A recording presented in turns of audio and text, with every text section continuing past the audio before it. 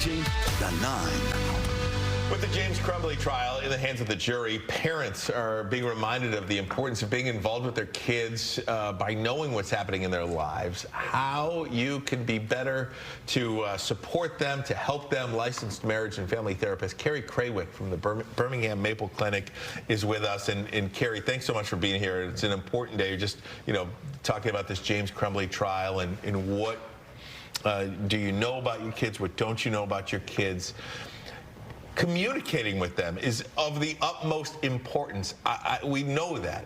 How do you go about it? I think that's the biggest challenge for many parents. Sure. One of the features of good parenting, and really one thing that makes really successful kids, is to come from a family that's very loving, but also has some idea of like firm expectations, and those have to be communicated, right? So as a parent, in order to do that, you really need to know the sort of who, what, where, and when of your kids' lives, and nowadays also of their online lives, and really also of their internal minds and their lives. So just being able to have an open communication. We were talking earlier about young children will ask us a bunch of questions.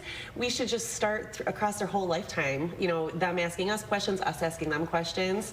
Who, what, where, when, how, as often as we can. What is the right age when it gets to things like very serious topics? What is the right age to begin having that conversation? I have a 5-year-old and a 7-year-old. Sometimes I think, well, they don't even know what's going on. That might not be true. Yeah, well, I think in this example, like we were talking about, when you're hearing things either from other children or out, on the news or casually just like overhearing your parents, is first starting with, well, what have you heard?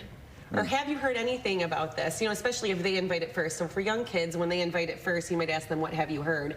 For older kids, you're going to ask them a little bit more questions. What have you heard? What are other kids saying? Where are they getting their information? Where do you get your information? What do you think is happening? What do you think it means? And then offering corrections as you need to. So you're saying it's honest and open communication. Don't hold anything back from it. Is there a way to say, like, difficult things? Oxford's right down the street. There was a school shooting there. Kids talk. Across the board they talk. I had to talk to my daughter about what happened in Oxford. So what kind of conversation? How do you lead the conversation? You ask them questions, but when you go to give them information, is there a way to present it?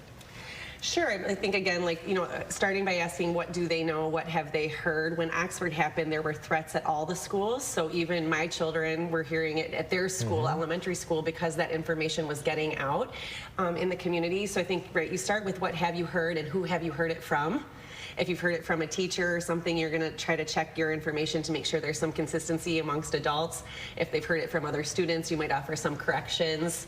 Two, I think in general, again, right, so parents are really, again, when I said to be like sort of firm and responsible, they're going to want to follow through. What are our expectations you do with what you've heard? Certainly bring it back to us. If you've heard something, come home and let us know what you've heard. We'd love to give them all the facts, talk about the details of the crime. Well, what do you give them? Because you want to balance telling them everything and being honest, but also protecting them, right? Like we want to protect our kids from the scary details. Sure, absolutely. So you're going to, again, ask them what they've heard. How did they feel about what they heard? Do they want to talk about what they heard?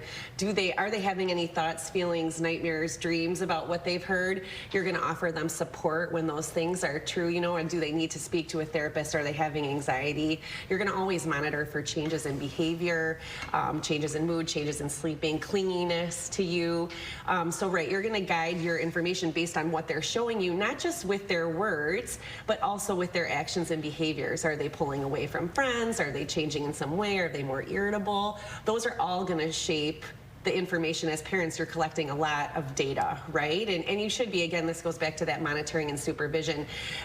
You're watching your children, you're hearing your children, and you're following up with what they're telling you. You're also following up with what they're showing you, and then you're guiding your choices based on that. What you say is important, but how you say it is important as well. Carrie, thank you so much. You have great information, great resources available too at the Birmingham Maple Clinic. You can go there, birminghammaple.com, to find Carrie and more great information. Thank you. Thank you. We appreciate it. We'll be right back.